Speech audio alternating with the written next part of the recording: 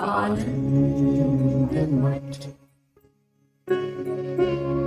आनंद मठ और ऋषियों की अनमोल धरोहर को संजोएं।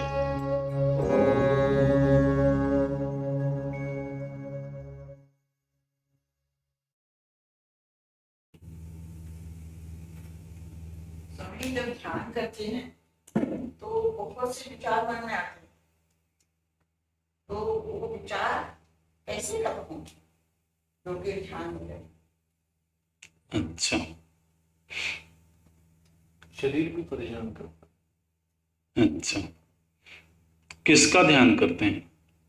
जब ध्यान बैठते हैं तो शरीर में वो अच्छा, या मन में सोचेंगे तो उस समय विचार बहुत सारे दिमाग में आ जाते हैं, जो सारे विचार से उसको कैसे अलग किया जाए जो कि हमारा ध्यान अच्छा से हो जाए। ध्यान में बैठने से पहले ये तो पता होना चाहिए ना कि किसका ध्यान करना है ना।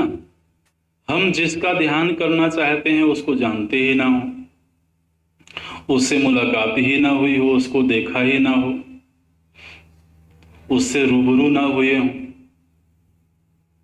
तो जिसका ध्यान करना चाहते हैं जब उसकी कोई रूपरेखा ही चित्त में नहीं होगी तो चित्त फिर कोई और विषय खोजेगा कि नहीं खोजेगा?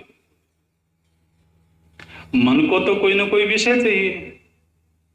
अब हम जिसका ध्यान करना चाहते हैं यदि हमको मालूम है कि वो क्या है कैसा है तो चित्त उसी में लगेगा। और ध्यान में तो बैठ गए लेकिन हमें पता ही नहीं है कि किसका करना है जी, तो फिर तो चित्त इधर उधर जाएगा। देखिए ये जो मन है, ये ध्यान करने वालों को ऐसी शिकायत रहती है कि ध्यान के समय मन इधर उधर जाता है। मन उधर ही जाता है जहां उसको सुख दिखाई देता है। मन की प्रकृति को समझें, मन किधर जा रहा है, क्यों जा रहा है? आप जिसका ध्ययन कर रहे हैं उसमें सुख मिल रहा है क्या? यदि नहीं मिल रहा है तो फिर जहां मिल रहा होगा उधर जाएगा बेचारा। तो इसलिए पहले ध्यान करने से जो ध्येय वस्तु है जिसका ध्यान करना चाहते हैं उसको अच्छी तरह से जरा मुलाकात कर लीजिए, जान पहचान कर लीजिए, उससे थोड़ा सा यारी दोस्ती कर लीजिए। जब उसमें रस मिलने लगेगा तो फिर मन इधर उधर क्यों जाएगा? ऐसे है। जहां तक शरीर की बात है तो इसका भी विज्ञान यही है। जहां मन नहीं रमेगा वहां शरीर थकावट का अनुभव करेगा, और मन वही नहीं रमेगा जहां उसको रस न मिल रहा हो। जहां मन को रस मिल रहा होता है ना वहां शरीर में पीड़ा भी हो रही होती है तो पीड़ा की भी याद नहीं आती है। कब वो वक्त गुजर गया, शरीर की पीड़ा कितनी रही वो भी विस्मृत हो जाती है यदि मन लग गया हो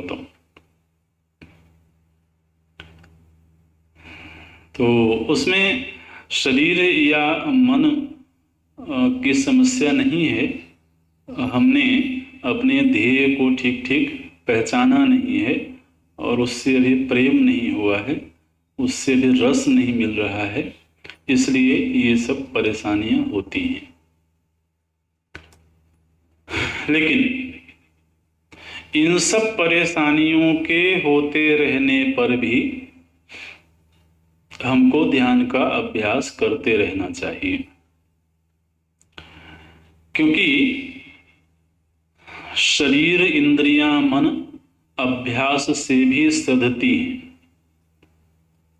प्रभु जी ने मन के चांचल्य को ठीक करने के 2 उपाय बताए। अभ्यासेन तो कौन्तेय, अभ्यास और वैराग्य। तो जहां मन जा रहा है वहां से वैराग्य हो गया, और जहां मन लगाना चाह रहे हैं वहां लगने का अभ्यास हो गया हो, तो फिर चांचल्य अपने आप ही शांत होने लगेगा। और सद में तो मन की चंचलता से कोई परेशानी नहीं है।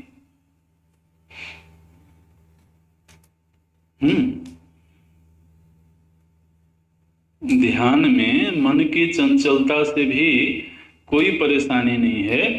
चंचलता मतलब क्या होता है? एक विषय से दूसरे विषय में, दूसरे से तीसरे विषय में, तीसरे से चौथे विषय में, इसी को चंचलता कहते हैं ना। अब जब प्रभु जी का ध्यान कर रहे हो तो मन को चंचल बना दीजिए।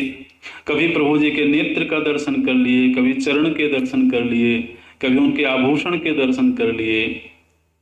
तो अगर वो चंचल हो रहा है तो क्या बुरा है? लेकिन विषय बदल दीजिए।